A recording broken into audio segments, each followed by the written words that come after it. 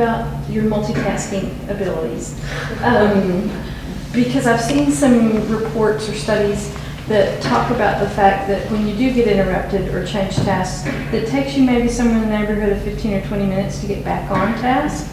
So I'm wondering if multitasking is actually more like switching tasks rapidly as opposed to actually thinking about multiple things at the same time. So I'd love to hear your perspective on that.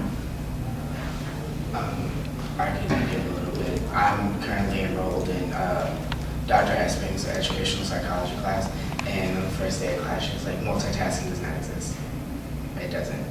And as much as myself or in my generation would like to say so, I believe her from my own personal experience and then also from reading education.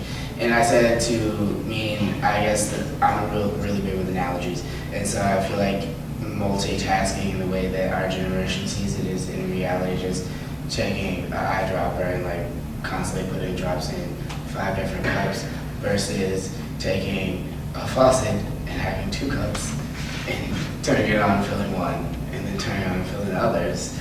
In essence, you are, I feel, a lot of times just switching between the 2 things, and at the same time, I feel it's possible to some degree to think of multiple things, be thinking about multiple things, but at the same time, not possible to effectively execute them.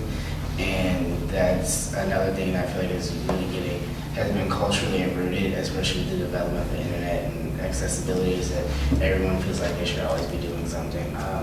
Earlier we were having a conversation, and I told him that I took notes on my iPad. He was like, I would feel like he said that he would feel like it was really distracting, and it's very easy to switch to from an app through multitasking gestures or go to the internet browser and do something else, but at the same time the technology also allows me to take digital copies of my notes, and if I want to take annotatable pictures and put them on my iPad and do those things. And so it's all about a point of discipline, which along with like the manners and the courtesy that she was speaking of has kind of been diffused as generations have gone on. So that I see within my little brother, he's 7 years younger than I am, and you almost have to fight him to get him to read, and those are just worksheets, packets, books, but the second you give him an iPad, he'll scroll through CNN or like whatever for a few hours. And so it's just something that's really come up as of lately, I feel like, in the last I think to add to what Jordan was saying, like we're a very restless generation. So as soon as, I'm guilty of this, if I'm in class and I'm paying attention, I'm really like, I'm on my A game, and then I'll lose interest for about a minute. I start getting restless, I'll pull out my phone just to see if I've got any notifications.